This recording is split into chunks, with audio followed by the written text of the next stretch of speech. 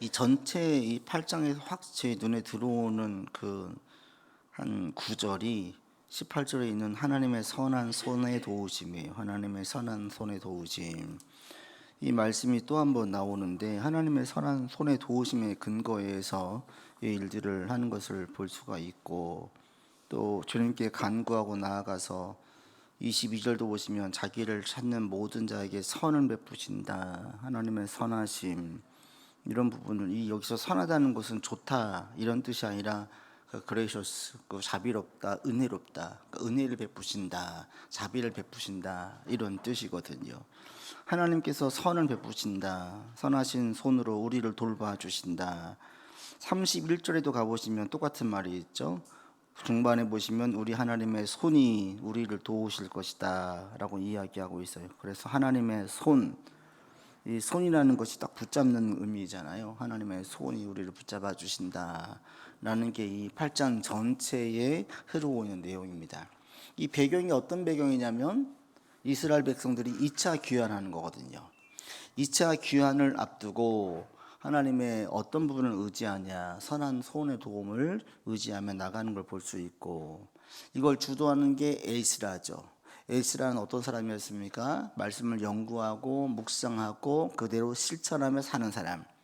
이런 사람이 삶에 문제가 왔을 때 어떻게 대응하는지가 오늘 본문에 나와 있어요. 그러니까 믿음의 사람, 진짜 신실한 사람은 언제 신실한지 아닌지 알 수 있어요. 문제가 터졌을 때 그 사람이 정말 신실한지 아닌지를 알 수가 있는데, 신실한 사람은 제일 먼저 하는 게 뭘까? 문제가 딱 터질 때 뭘 것 같으세요? 기도예요. 기도. 오늘 본문에 보면 금식하며 기도하는 거예요. 이게 믿음의 사람이 제일 첫 번째 보이는 사인이고, 이것은 다 공통 분모죠. 전부 다 그래요. 왜? 하나님이 절대적으로 도울 분임을 알고 있기 때문에. 인간의 도움은 한계가 있고 우리의 기대만큼 도와주는, 은혜를 베푸는 사람들이 몇 명이나 되겠습니까? 매우 드물어요. 내가 기대한 것보다 못 미치게 도움받는 경우는 많아도 기대한 것 이상으로 도움을 받는 경우는 우리는 은혜를 받았다고 하잖아요.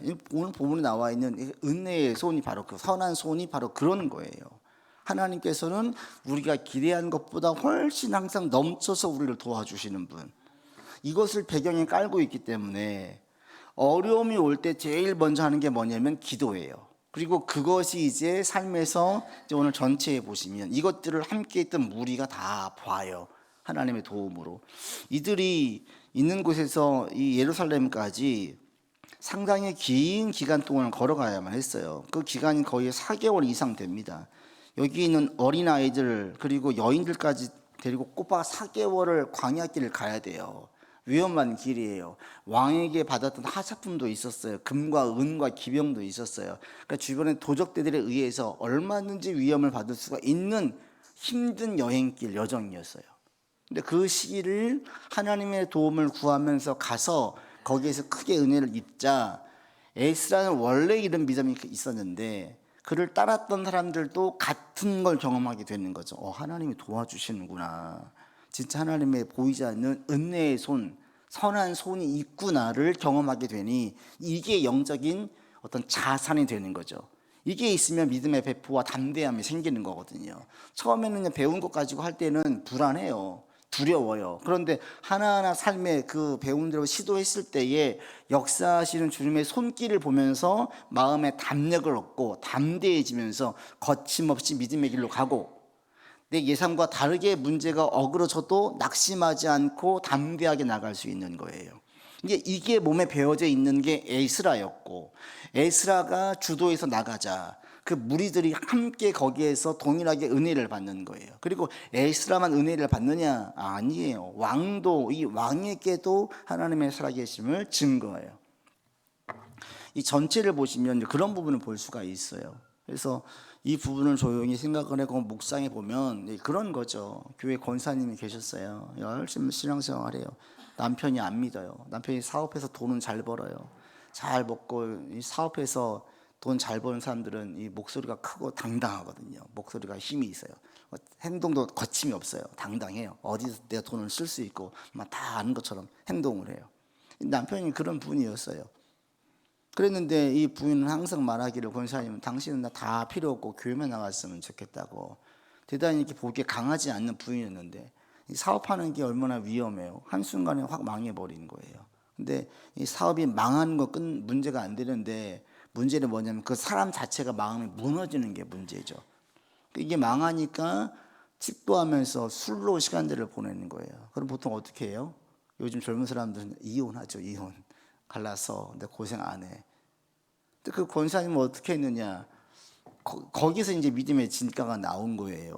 뭐 그냥 죽네 사네 우리가 어떻게, 이런 게 아니라 대단히 대범하게 행동을 하는 거예요. 그 남편을 수습하고 끌어안고 추스리면서 다시 일으켜 세우고, 부인이 도리어 나가서 일을 하면서 가정을 어느 정도 유지를 하는 거예요.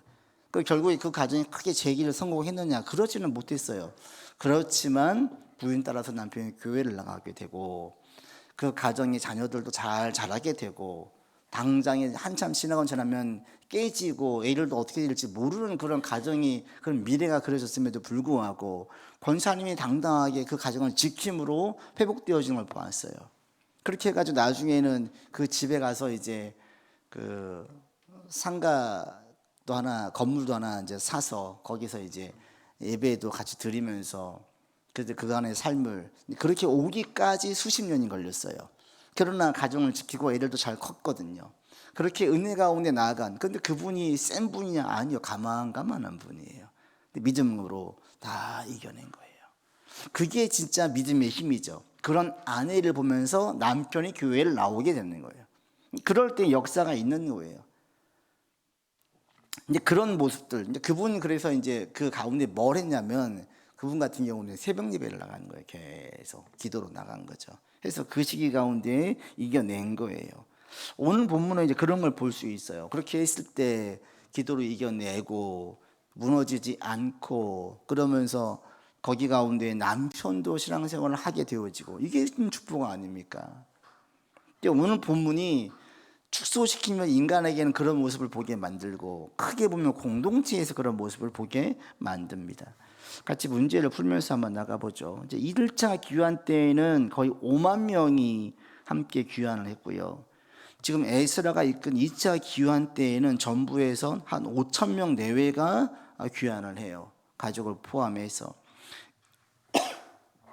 스룹바벨을 중심으로 1차 귀환할 때 이후에 80년 정도가 흘렀습니다. 그리고 난 다음에 지금 2차 귀환을 앞두고 있을 때예요. 배경이 이런 가운데 1번, 왜 귀환자들의 명단을 기록합니까? 쭉 보면 1절로부터 보시면 그 명단을 쭉 기록하죠. 14절까지. 이게 이제 뭐겠습니까?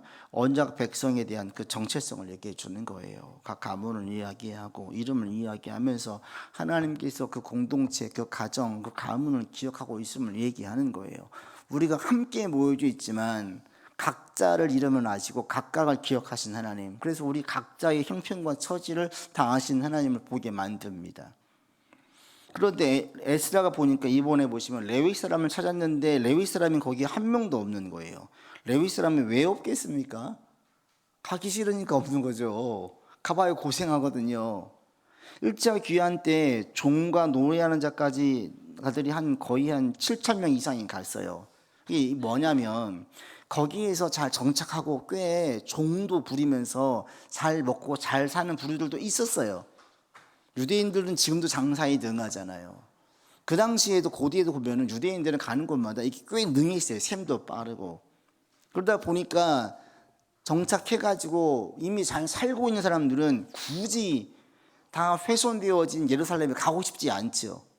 레위인들이 에스라가 찾아보니까 다시 2차 귀환 때 왕의 은혜를 입어서 가려고 하다 보니 레위인이 한 명도 없는 거예요. 그래서 에스라가 레위인을 찾습니다.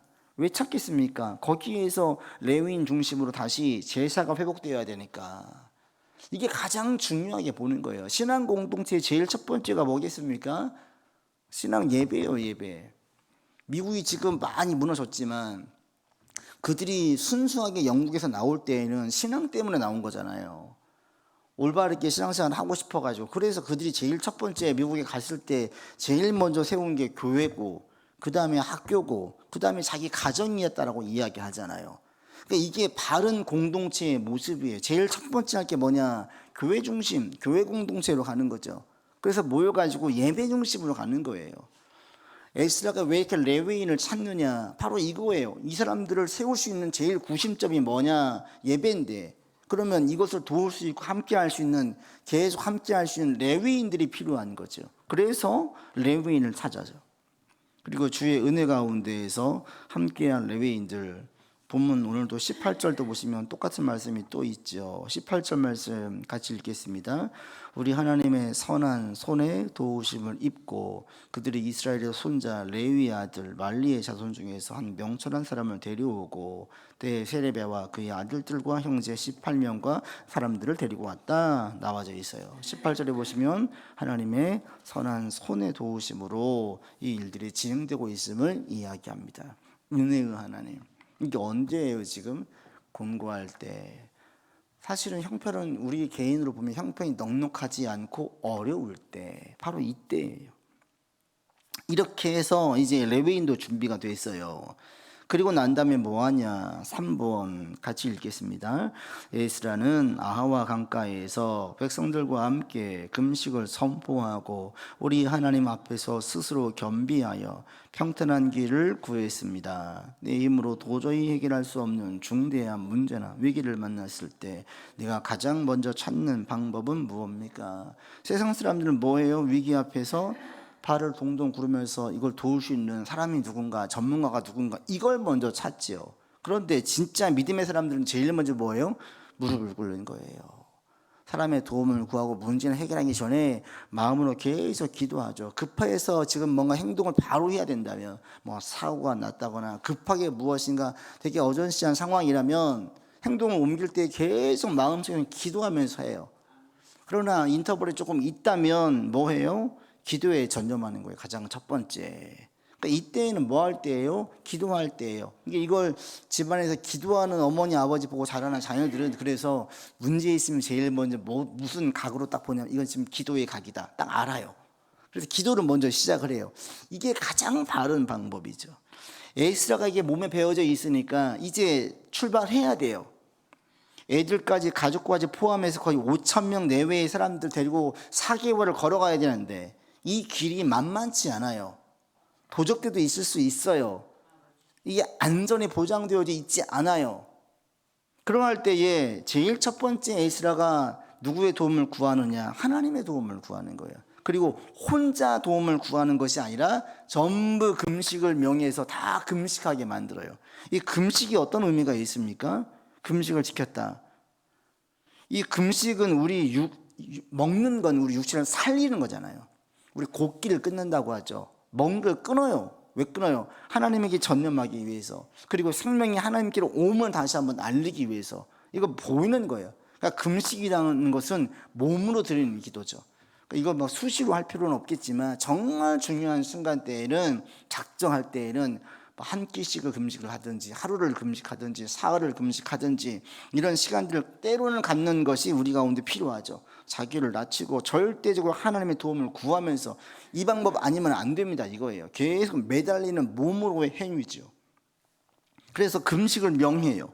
그러면서 하나님 앞에서 겸손하자 하고 이들에게 에스라가 선포합니다. 그래서 이 모든 뭘 가지고 기도하게 만듭니까? 21절 하반부에 보시면 우리와 우리 어린아이와 모든 소유를 위해서 평탄한 길, 4개월 가는 길 동안 하나님 도와주십시오. 하나님의 보이지 않는 손으로 도와주십시오 라고 기도하는 거예요. 보통 이제 예전에, 지금은 군 생활이 많이 좋아졌다고 하지만 예전엔 되게 어려웠을 때 지금보다 훨씬 죽는 아이들이 많았잖아요. 그러니까 믿음의 사람들을 군대 보낼 때 정말 불안하게 보냈어요. 또 우리 아버지 때만 해도 월남 참전도 많았어요. 그때 그 가기 막 싫어하고 돈 내면요, 뒤에서 비리 돈 내면은 군대 안 가, 월남전 참전 안 할 수도 있었어요. 그런데 이 없는 사람들 그냥 끌려가는 거예요. 그러니까 얼마든지 죽을 수 있잖아요. 어쩌면 상황이 그런 상황인 거예요. 그러할 때에 하나님께서 그를 지켜주시기를, 생명을 지켜주시기를 이렇게 간구하는 거예요. 이렇게 간구를 하면서 뭐라고 했느냐? 하나님은 어떤 분이냐? 22절 이 하나님으로 고백을 하는 거죠. 여러분도 동일하게 이렇게 고백을 하면서 꼭 믿음으로 나갈 수 있기를 바랍니다. 22절 같이 읽습니다. 이는 우리가 전에 왕에게 아뢰기를 우리 하나님의 손은 자기를 찾는 모든 자에게 선을 베푸시고 자기를 배반하는 모든 자에게는 권능과 진노를 내리신다 했으므로 길에서 적군을 막고 우리를 도울 보병과 마병을 왕에게 구하기를 부끄러워하였습니다. 에스라가 왕에게 은혜를 입었어서 왕이 에스라를 신뢰했죠. 그리고 이에게 권한을 줘서 지금 가게 만들었어요. 근데 에스라가 왕에게 자주 했던 얘기가 있었어요. 그게 22절 나와 있죠. 뭐라고 얘기했냐면 왕에게 우리 하나님의 손은 자기를 찾는 모든 자에게 선을 베푸시는 분입니다. 이게 우리가 믿는 하나님입니다. 여기서 선은 은혜라고 그랬어요. 은혜를 베푸시는 하나님입니다. 찾는 자에게. 탕자가 돌아왔을 때 예수님께서 그 비유를 보면 거기에서 아버지가 그 탕자를 책망하지 않아요. 너 그 돈 다 어떻게 했냐? 나갈 때는 큰 소리 치고 나가더니 핀잔도 비아냥도 어떤 책망의 소리가 하나도 없어요. 잔치를 베풀어요. 그런데 그의 형이 큰아들은 분노하는 거죠. 나를 위해서는 뭐 하나 닭 한 마리 잡아본 적이 있냐? 그런데 뭐가 좋다고 아버지 살아있을 때 유산 상속받아가지고 나가서 다 쓰고 온 저 망나니 같은데 쟤를 가지고 그렇게 축하해주고 축제를 하느냐. 분노하는 거예요. 이게 아버지의 마음인 거예요. 이게 아버지. 그 돈 다 어디다 썼느냐. 네가 살아있는데 유산 버젓이 달라고 할 수 있느냐. 안 따지는 거예요. 아버지는 어디에 그게 은혜죠. 은혜. 올 때 탕자는 뭐라고 비유 가운데 얘기합니까? 내가 가서 아버지 노예나 해야 되겠다. 돼지가 먹는 쥐염염을 먹느니 내가 차라리 노예를 있으면서 밥이라도 제대로 먹으면서 지내자. 이 마음 가지고 왔는데 아버지의 은혜 베푸시는 것은 자기가 기대했던 것보다 훨씬 더 크게 주시는 거예요. 이게 오늘 본문에 있는 선을 베푸시는 하나님. 주님을 찾는 자에게 선을 베푸신다. 이것을 에스라가 왕에게 여러 번 얘기했었어요. 그래서 본문에 보시면 4번에 왕에게 도적을 막는 군대와 마병을 요구하는 것을 부끄러워한 거예요. 말을 안 했어요. 왕에게 이야기하면 왕이 도와줄 수 있어요. 당연히 도와주겠죠. 가는 기간에 애들도 있고 아녀자들도 있으니까 도적 때는 얼마든지 올 수 있으니 주님 저기 왕이시여 군대를 좀 주십시오. 군사를 좀 주셔가지고 가는 길 동안만 4개월 동안 좀 가드 좀 해주십시오. 요청할 수 있어요. 그런데 자기가 했던 말이 있는 거예요. 하나님은 은혜 베푸시는 분이어서 찾는 자에게 선을 베푸십니다. 계속 얘기했어요. 그래서 22절 하반부에 보시면 왕에게 이렇게 구하는 게 부끄러웠다 그래요. 왜 부끄럽겠습니까? 했던 말과 행위가 달라지니까. 그전에는 믿음이면 최고야, 하나님이 최고야 라고 했었는데 정작 자기 남편 사업이 무너지니까 이혼하겠다 그러고 인생 죽겠다고 이야기하면 그동안 했던 그 신앙 고백은 다 어디 갔어요? 돈은 있어도 되고 없어도 돼, 절대가 아니야 했는데 돈이 없어지니까 돈이 절대가 돼버리면 그전에 그 다음에 그 했던 그 신앙 고백은 다 어디 갔어요? 남편이 믿지 않았어요. 아내가 잘 믿어요. 우리 남편 최고야 그랬어요. 예수님만 믿으면 좋겠어 했었어요. 근데 남편이 사업이 어려워서 망했어요. 그랬더니 그때부터 찬밥 신세가 되면 그 남편이 교회를 가겠습니까? 저 여자는 돈만 보고 가는구나. 입으로는 신앙 얘기하지만 돈이 최고구나. 이거 아니겠어요? 그런데 남편이 어려워져가지고 사업도 안 되고 힘든데 아내가 똑같이 동일하게 대하면서 교회 가지고 이야기하면 남편이 가죠. 우리 같이 기도합시다. 이럴 때 하나님 도와주세요. 반드시 도와주십니다. 그래서 전에도 있던 교회에서 한 장로님 네 분이 그렇게 성공하신 분이 계세요. 목재 사업 하시던 장로님이었는데 아주 어려워진 거예요. 근데 권사님이 이제 설득을 한 거죠. 우리 교회 갑시다. 남편이 교회 안 다니는데 교회를 데리고 갔어요. 남편을. 은혜를 받은 거예요. 근데 그 시기 가운데 잘 이겨냈어요. 그래서 장로님까지 되시는 거예요. 아내의 그 권유와 아내의 기도와 지속적인 그 모습, 신앙의 모습이 남편을 감화시키는 거예요. 입술의 고백으로는 능력이 없습니다. 진짜 능력은 뭘로 알 수 있어요? 삶에서 손해볼 때, 본전 생각날 때, 희생과 어느 정도 고생을 각오해야 될 때, 그때 알 수 있는 거예요. 여기서도 마찬가지죠. 보병과 마병을 구하면 저거 나한테 하나님이 뭐 쇠고고 도와준다고 하더니 결국 내 도움 구하네 라고 얘기하는 거예요. 그가 믿는 자라면 얘기할 수도 있어요. 같이 공유를 하니까. 믿지 않는 자인 거예요. 믿지 않는 왕에게 계속 이야기했었어요. 우리 하나님은 도와주십니다. 이 하나님의 도우심은 실제적인 도움입니다. 얘기했었는데, 실제적으로 이제 도움이 필요할 때 왕에게 도움을 구한다는 것은 그 봐라 내 도움 필요하지 라고 하는 거예요. 그래서 에스라는 그렇게 얘기하지 않은 거죠. 하나님 가는 길 동안에 도와주십시오. 왕은 아직 하나님을 모르기 때문에 왕에게 구하지 않겠습니다. 하나님은 실제적으로 도움이 필요합니다. 주의 선한 손을 도와주시기를 원합니다. 그래서 왕에게 이야기하지 않는 거예요. 그래서 에스라가 금식하는 거예요. 하나님, 그냥 때로는 여러분 어떤 분들은 기도하지 않고 그냥 나가는 분들이 있어요. 근데 이것은 옳은 방법이 아닙니다. 예수님도 공생의 기간 동안에 항상 중요한 일이 있을 때마다 반드시 기도를 했었어요. 기도는 우리 가운데 하나님의 은혜와 복을 받는 통로예요. 통로. 기도 없이 은혜와 복을 받을 수가 없어요.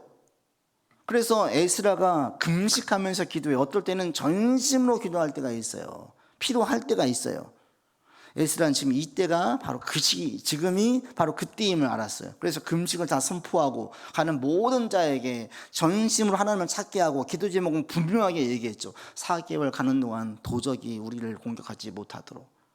왕에게 보병과 마병 구하지 않을 것이기 때문에 인간의 도움을 구하지 않고 이 4개월간은 오직 하나님의 도움만을 구하겠다. 왜? 내가 왕에게 한 말이 있으니까.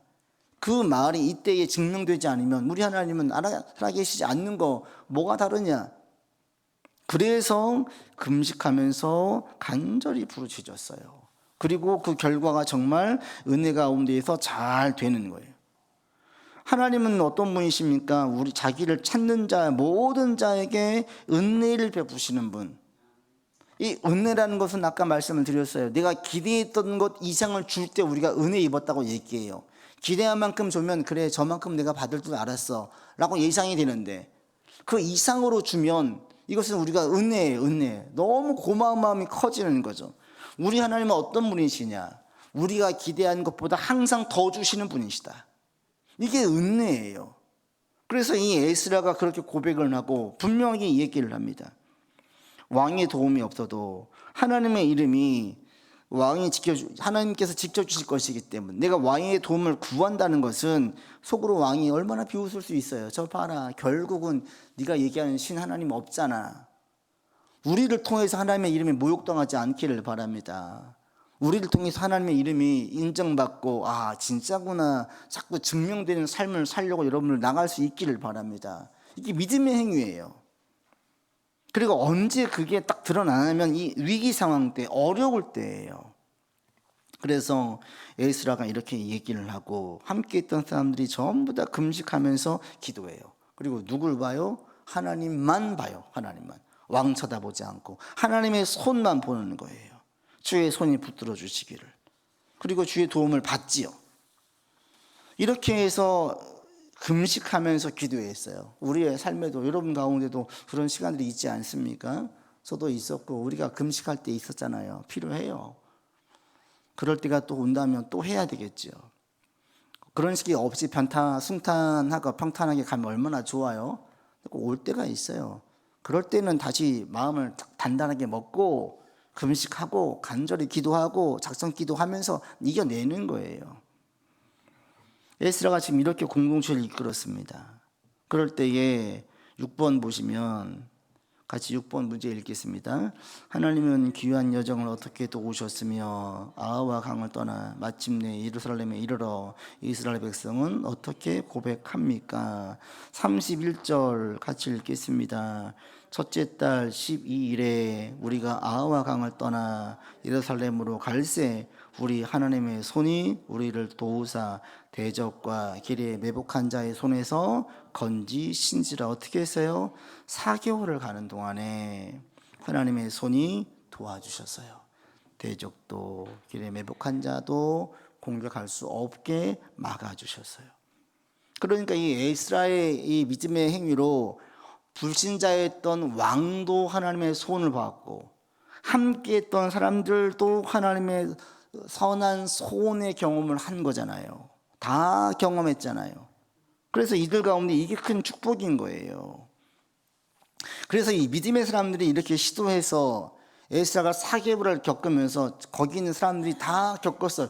아, 꼭 군대가 없어도, 우리로 말하면 꼭 세상에 힘이 없어도, 좋은 대학 못 나와도, 큰 돈이 없어도, 크게 성공하지 않아도, 좋은 집에 살지 않아도 인생이 망하지 않는구나. 오히려 좋은 결과로 이어지게 만들 수가 있구나. 세상의 힘만이 꼭 인생을 성공의 어떤 그 기준이 되는 게 아니구나.